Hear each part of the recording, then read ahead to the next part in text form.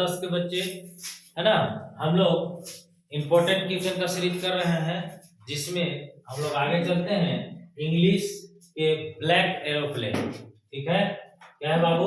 Black aeroplane. यहाँ एरोप्लेनवा black नहीं था, चैप्टरवा का नाम है ब्लैक एरोप्लेन। ठीक है, जो कि फर्स्ट फ्लाइट का पार्ट 2 है। ठीक है, फर्स्ट फ्लाइट चैप्टर का पार्ट 2 में कुछ इंपॉर्टेंट क्वेश्चन हम लोग देखते हैं और उसको समझते हैं कहता क्या है। तो चलो बाबू, बिना देरी किए भारत माता की जय के साथ हम लोग क्वेश्चन नंबर 1 पर आते हैं, है ना। देखिए पहला नंबर क्वेश्चन क्या लिखा हुआ है, पहले से लिख दिया गया है कि आप लोग को एकदम समय का जो है वो बचत हो जाए।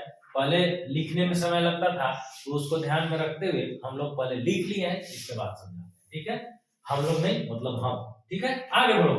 चलो, who is the author of black aeroplane?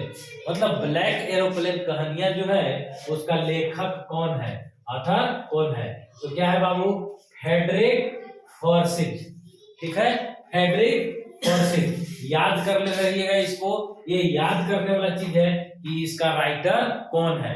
ये जो ब्लैक एरोप्लेन चैप्टर है कहानी, इसका लिखने वाला कौन है? इस कहानी में क्या हुआ था बाबू? एक एरोप्लेन उड़ा रहा था, है ना, और वो आंधी तूफान में फंस जाता है। उसके पास इतना फ्यूल नहीं रहता है कि वो तूफान के बाहर से निकल जाए, इसीलिए वो तूफान में घुस के निकलना चाहता है। मेनली इसका यही है ना। 150 किलोमीटर का उड़ान भरा था अपना डिस्टिंक्शन से, और वो तूफान में फंस गया था, है ना। तो ये चीज है इसका पूरा कहानी है। तो पूरा कहानी नहीं, हम लोग इंपॉर्टेंट क्वेश्चन पढ़ने वाले हैं। तो how for was the narrator from Paris when he saw dark cloud in the sky? मतलब पेरिस से कितना दूर वो गया था तो उसको डार्क क्लाउड देखने के लिए मिल गया था। कब दिखने लगा था? 150 किलोमीटर, माने 150 किलोमीटर पेरिस से दूर गया तो उसको डार्क क्लाउड देखने के लिए मिला। ठीक है, what was the name of aeroplane that the pilot was flying? जो पायलट उड़ा रहा था एरोप्लेन का, उसका नाम क्या था? तो उसका नाम था डकोटा। क्या नाम था? Dakota. The pilot was not able to, या डैश दिया हुआ है एनीथिंग। आपको ऑप्शन में रहेगा बाबू, यहाँ रहेगा हियर, सी, है ना।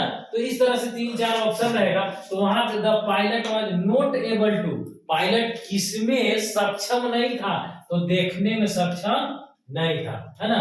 Not able to see anything, मतलब कोई भी चीज उसको दिख नहीं रहा था, है ना। Which of the pilot instrument stopped? है ना, कौन सा जो है वर्किंग फर्स्ट, कौन सा इंस्ट्रूमेंट पायलट का सबसे पहला नंबर में काम करना बंद कर दिया था? तो सबसे पहला number, which of the pilot instrument stopped? Pilot का कौन सा इंस्ट्रूमेंट वर्किंग फर्स्ट, सबसे पहला नंबर में कौन सा इंस्ट्रूमेंट बंद हो गया था? तो हुआ था कंपास। कौन हुआ था बाबू? कंपास। कंपास जो है फर्स्ट नंबर में काम करना बंद कर दिया था। ठीक है, चलिए आगे बढ़ते हैं। The black storm cloud affected the pilot how? है ना, वो जो ब्लैक स्टॉर्म है वो पायलट को किस प्रकार प्रभावित किया, है ना।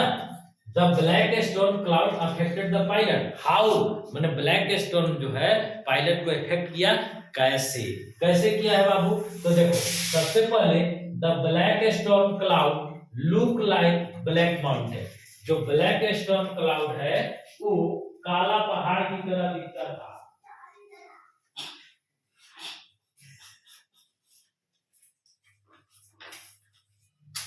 कैसा दिख रहा था? काला पहाड़ की तरह। द ब्लैक स्टॉर्म, जो काला आंधी तूफान था, वो कैसा दिख रहा था? ब्लैक माउंटेन की तरह, काला पहाड़ की तरह दिख रहा था। The pilot was into the storm, pilot जो है जब कहां चल गया? स्टॉर्म में। हिज एरोप्लेन स्टार्टेड जंपिंग, तो उसका एरोप्लेन क्या होने लगा? जंप करने लगा, ऐसे ऊपर नीचे करने लगा। एंड ट्विस्टिंग, ट्विस्टिंग मतलब क्या? ऐसे ऐसे तो होने लगा, है ना। ट्विस्टिंग, वो राउंड राउंड नहीं, ट्विस्टिंग मतलब होता है ऐसे ऐसे कंपन करना। जंपिंग ऊपर नीचे, है ना। तो ट्विस्ट होने लगा इन द एयर, कहां? हवा में, है ना। ऑल हिज इंस्ट्रूमेंट, और सारा इंस्ट्रूमेंट जो है एरोप्लेन का, इंक्लूडिंग द कंपास, उसमें कंपास भी शामिल है। एंड द रेडियो ईटीसी माने जितना उसके पास इंस्ट्रूमेंट था बिकम डेड, सब फेल कर गया, सब मर गया। तो अब कंपास कोई मरेगा जी? अब डेड मतलब का फेल कर गया, काम करना बंद हो गया, है ना। यहाँ डेड मतलब मृत्यु से थोड़ी ना है। चलिए आगे बढ़ते हैं। ही was lost in the storm, और वो जो है आंधी तूफान में खो गया, भुला गया, है ना, लॉस्ट हो गया, खो गया, है ना। He was lost in the storm and there was no answer from Paris central control, और पेरिस कंट्रोल से कोई भी आंसर नहीं आ रहा था, कोई दिक्कत। तो इस तरह जो है वो ब्लैक स्टॉर्म में फंस गया था। कौन? पायलट, है ना, या एरोप्लेन को। एक और इंपॉर्टेंट क्वेश्चन है जो कि लास्ट है, हम लोग ये 7 को, यानी कि इस क्वेश्चन से हम टोटल कितना क्वेश्चन लिए? 7 क्वेश्चन, उसमें एमसीक्यू भी इंक्लूडेड है। चलिए, I will take the risk, हम इस रिस्क को लेते हैं। व्हाट इज द रिस्क, वह रिस्क क्या था, है ना। Why does the narrator take it, और वो जो पायलट है वो इसको क्यों लेना स्वीकार किया, उस रिस्क को क्यों लेना स्वीकार किया। तो ये देखिए बाबू, क्यों लेना स्वीकार किया। The pilot suddenly found, pilot जो है एकाएक पाया, क्या पाया? फाउंड मतलब पाना, सडनली मतलब अचानक। पायलट जो है अचानक पाया there were huge dark storm, क्या है? एक बड़ा सा डार्क स्टॉर्म है ना, काला storm. Cloud in front of him, उसके सामने आ गया, है ना। क्या यहां से पढ़ेंगे? The pilot suddenly found there were huge dark storm cloud in front of them, pilot जो है एक बैग देखा कि उसके सामने एक काला स्टॉर्म आ गया है, बहुत बड़ा स्टॉर्म, बहुत बड़ा तूफान, है ना।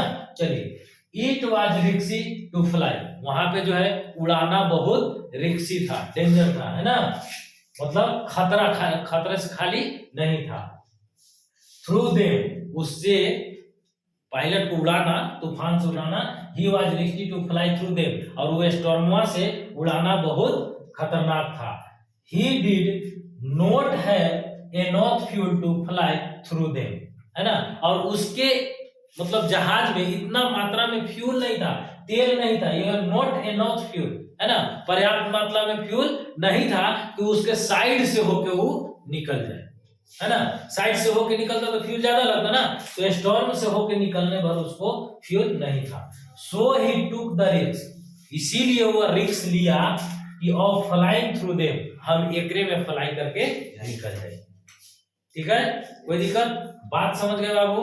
तो इसमें जो है इतना ही हम लिए थे, तो आप लोग जो है इस वीडियो में इतना ही। अब अगला बार मिलेंगे, तब तक आप लोग इसको याद कीजिए, पढ़िए, है ना, पढ़ते रहिए और आगे की तैयारी कीजिए।